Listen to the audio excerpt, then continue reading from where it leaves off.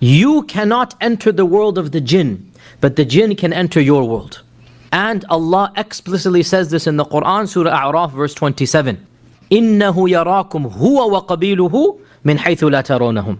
He, Iblis, and his tribes can see you from a place that you cannot see them.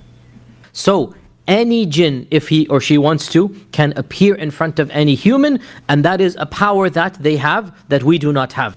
So, there is no original shape of the jinn, rather, the jinns are the real shapeshifters. The jinns can appear in any shape and fashion and form.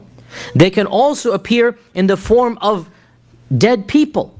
And we know this from the hadith of the Prophet ﷺ when he said, if you see me in a dream, then know that you have really seen me, because the shayateen cannot duplicate my form. What does that mean? They can duplicate anybody else's form.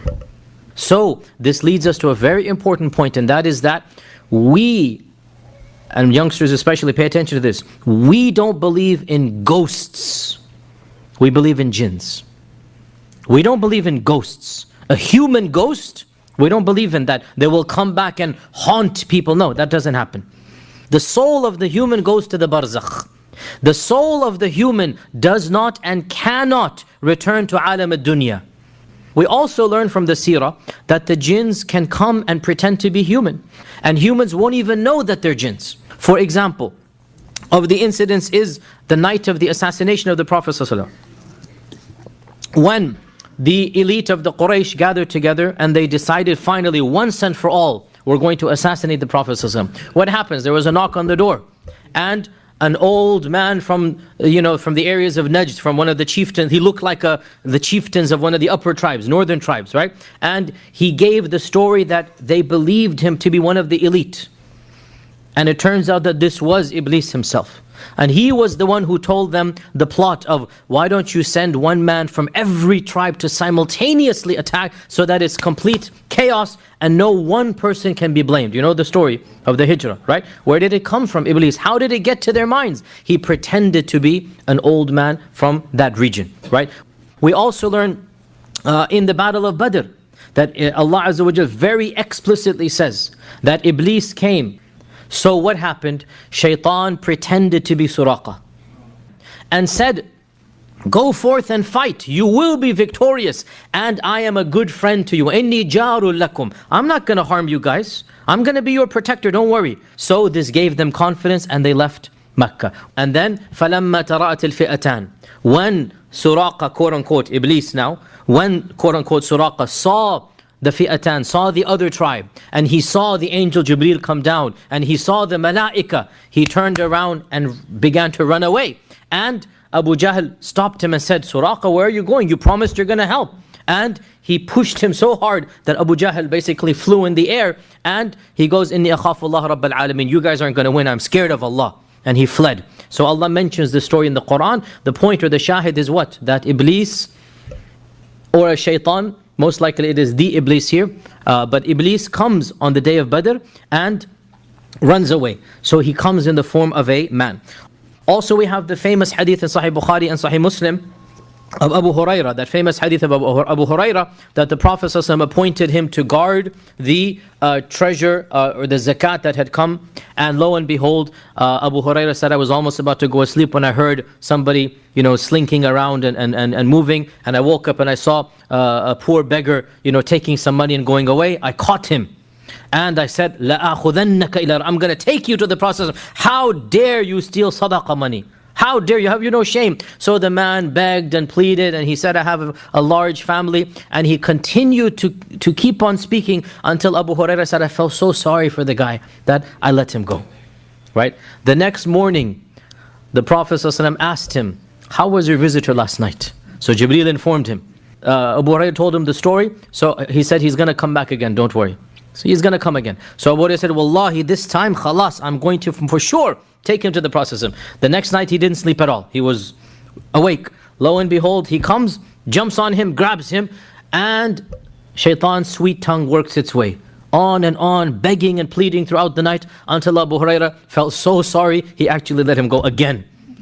Because he doesn't know who it is. He still thinks it's a human being. Once again, the Prophet says to him, and once again he's going to come again. The third night, Abu Hurairah makes a promise that I am for sure now not going to let him go. Well, he tries, and Abu Hurairah is adamant, this time you're not going to convince me. Then he says, okay, what if I give you some advice? It will benefit you basically for as long as you live. It's going to be very beneficial advice for you. So he said, what is this? So he said, before you go to sleep, recite Ayatul Kursi. It will protect you from shaitan. So Abu Hurairah took this advice and let the man go. Now this time he had to pay a ransom. This was the hadith. So the Prophet ﷺ, when he heard the hadith, he said, صَدَقَكَ وَهُوَ كَذُوبٌ. He has told you one truth, but he is a habitual, perpetual liar. And then he said, didn't you realize who was your guest last night? He called him the guest. Because who was it? Because that was shaitan. Now this shows us that firstly read Ayatul Kursi before going to sleep, because straight from the devil's mouth, as they say. He himself has told us. And we don't care what he has said. More importantly, our Prophet ﷺ has said. He's spoken the truth. So the point of all of this is what? That the jinn can appear to the human when the jinn wants to appear in front of the human. And even our Prophet ﷺ, he mentioned this as well, that once he was praying in salah, and 3 times he said, أعوذ بالله منك, أعوذ بالله منك, أعوذ بالله منك. And he took a step back. And then he took another step back. And then he took another step back. Saying, أعوذ بالله من الشيطان, or أعوذ بالله منك. And in one version he's even pushing his hand. Then he took a step forward. And he said, بسم الله ألعنك بلعنة الله. In the name of Allah, I curse you with the curse of Allah. And he took another step forward, he took another step forward. So now he went back to where he was, and they could see him with his hand out like this. Then obviously when the salah is over, obviously they say, Ya Rasulullah, what happened? So he said, one of the ifrit of the jinn came to me and attempted to distract me during the salah. And that's why I said, A'udhu billahi mink, A'udhu billahi mink, A'udhu billahi mink. Then I sought refuge in Allah, and then I said, Bismillah, al'anuka bila'anatillah, and I held on to him by the collar, so much so that I could feel the coolness of his breath. And I thought, let me tie him up so that you can see him the next morning. Let me tie him up to one of the pillars. But then I remembered what my brother Sulaiman said to Allah. وَقَالَ رَبِّ هَبَ لِي مُلْكًا لَا يَنْبَغِي لِأَحَدٍ مِّن بَعْدِي. Give me a kingdom that nobody would ever have after me. And so I let the shaitan or the ifrit go. We also learn from one other hadith that they can come in other forms other than humans. That once a young man of the Sahaba was newly married, and he was about to go on an expedition, and so he comes to the Prophet ﷺ armed and ready to go, and he asks permission for one last visit to his beloved wife. Honeymoon phase, he wants to one time more be intimate before going in battle, so the Prophet ﷺ gives him that. Now the wife was not expecting him because he's gone for the battle, and he comes back and he sees her in her house clothes out at the door. And of course this is very big immodesty.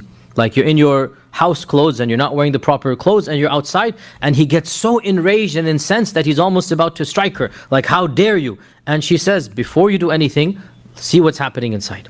So he goes inside, and there is a massive snake on their bed. There's a massive snake on their bed. And so he takes out his sword, and the two of them begin to battle. And the narrator of the hadith says, we don't know who killed the other the first, but both of them died. Then the Prophet, when he heard the news, he said that there are a group of jinn that have accepted Islam in Medina.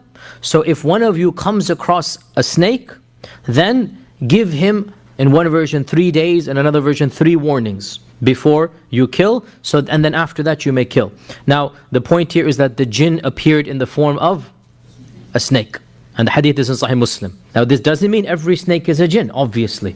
What it does mean is that the jinn can appear in the form of certain animals. And when they choose animals for some reason that we do not know, many times they appear in the form of snakes.